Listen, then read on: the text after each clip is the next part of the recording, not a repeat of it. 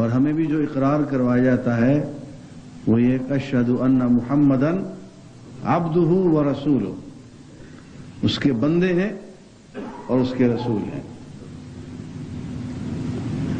اس کو مقام عبدیت کہا جاتا ہے، بندگی کا مقام۔ اس درویش نے کہا کہ مقام بندگی دے کر نہ لوں شان خداوندی۔ مقام بندگی بہت اونچا مقام ہے۔ حضرت مجدد الثانی رحمۃ اللہ علیہ اپنے مکتوبات میں لکھتے ہیں، چونکہ صاحب کشف و اسرار تھے، تو وہ یوں کہتے ہیں کہ اللہ تعالی نے مجھے ولایت کے بلند ترین مقامات سے نوازا ہے، اور ولایت کے جو بلند ترین مقامات ہیں ان میں مجھے مشاہدات بھی کروائے گئے۔ تو یوں محسوس ہوا مجھے ایک دن، یوں مشاہدہ ہوا کہ جہاں ولایت کے سارے مقامات ختم ہوتے ہیں وہاں سے مقام عبدیت شروع ہو جاتا ہے۔ تو بندگی، غلامی، اللہ کی غلامی، اللہ کا بندہ بن جانا، اس کا غلام بن جانا۔ اب اس غلام کی کیفیت تو یہ ہے نا کہ آقا نے غلام کا نام پوچھا، اس نے کہا جی مجھے کیا معلوم، جو نام آپ رکھ دیں۔ غلام لے کے آئے تو اس نے کہا کہ تمہارا کیا نام ہے بھائی؟ اس نے کہا جی جو آپ رکھ دیں گے۔ اب ہمارا کیا نام ہے؟ اب تو آپ کے غلام ہو گئے۔ تو بندگی، اس میں انسان کی اپنی مرضی ختم ہو جاتی ہے اور اللہ تعالی کی مرضی ہی اپنی مرضی بن جاتی ہے۔ لیکن اس کا فائدہ پھر یہ ہوتا ہے کہ شروع میں تو انسان اپنی مرضی کو فنا کر دیتا ہے اور اللہ تعالی کی مرضی کو اپنا لیتا ہے اور اپنی مرضی کی نفی کرتا، اپنے اختیار کی، اپنی مرضی کی نفی کرتا چلا جاتا ہے کہ جو سائیں کی مرضی وہی ہماری۔ لیکن ایسا ہوتے ہوتے سائیں جو ہے نا وہ بہت محبت والا ہے اور بہت غیرت والا ہے۔ جو شخص اپنی مرضی کو سائیں کی مرضی میں فنا کر دے تو پھر وہ اپنی مرضیاں نہیں کیا کرتا، وہ کہتا اچھا پھر تو ہی بتا تیری رضا کیا ہے۔ یہ ہے وہ بات جو علامہ رحمۃ اللہ علیہ نے کہا کہ خدا بندے سے خود پوچھے بتا تیری رضا کیا ہے۔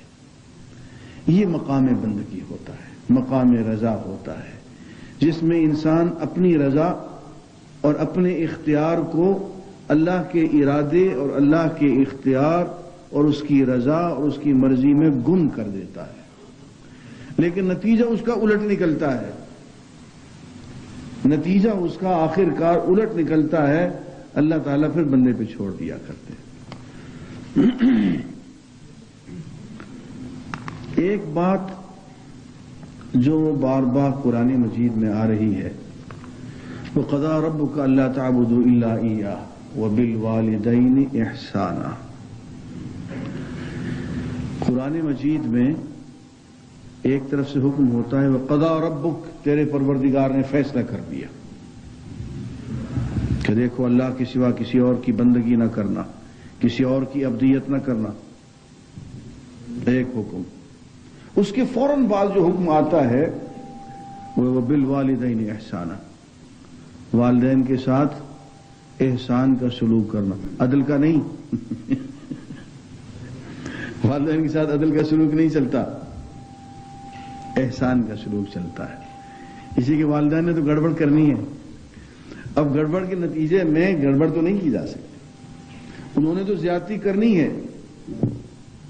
عمر کے ایک ایسے حصے میں داخل ہو جاتے ہیں جہاں ذہنی توازن کم پڑ جاتا ہے اور ہر وقت معقول رویہ اور اس کی توقع رکھنا عبث ہے۔ ایک وقت ایسا آتا ہے کہ والدین معقول رویہ اختیار نہیں کرتے، اس کے لیے عزیزان گرامی ذہنی طور پہ تیار رہنا چاہیے اور نامعقول بات کے مقابلے میں اف کہنا، اس کی اجازت نہیں ہے۔ ایک نامعقول بات، دوسری نامعقول بات، تیسری نامعقول بات، ظلم کی بات، زیادتی کی بات، اور آدمی کہ اف یہ کیا ہو رہا ہے، اسی کی اجازت نہیں ہے۔ وَلَا تَقُل لَهُمَا اُفٍّ۔ ایک آدمی لے کے آ گیا اپیل اپنے والدین کے خلاف کہ یہ ظلم کرتے ہیں مجھ پہ دونوں مل کے۔ آپ فرمایا وَإِن ظَالَمَاهُ، اگر دونوں مل، 3 مرتبہ آپ نے فرمایا وَإِن ظَالَمَاهُ وَإِن ظَالَمَاهُ وَإِن ظَالَمَاهُ، اگر دونوں مل کے اپنے بیٹے پہ ظلم بھی کرتے ہیں پھر بھی سہنا ہوگا، اور ظلم کے مقابلے میں احسان کرنا ہوگا، نیکی کرنی، خواہ والدین کافر بھی کیوں نہ ہوں۔ ہاں، اطاعت ان کی شرک میں نہیں ہوگی، اطاعت ان کی اللہ کی مرضی کے خلاف نہیں ہوگی۔ لا طاعت لمخلوق فی معصیت الخالق، اللہ کی نافرمانی کا حکم دیں گے تو ان کی اطاعت نہیں ہوگی، لیکن ان کا کہا موڑتے ہوئے بھی ادب اور لحاظ اور مروت کا خیال رکھنا پڑے گا، یہ بھی کہتے ہوئے کہ جناب یہ میرے اللہ کا حکم ہے، میں اس کی خلاف ورزی نہیں کر سکتا، یہ بات بھی بہت ادب سے کہنی پڑے گی۔ مولانا عبید اللہ سندھی کی والدہ سکھ مذہب سے تعلق رکھتی تھی، وہ بیٹھ کے قرآن کا درس دے رہے ہوتے اور وہ غصے میں آ جاتی تھی اور جوتا اتار کے مارتی تھی،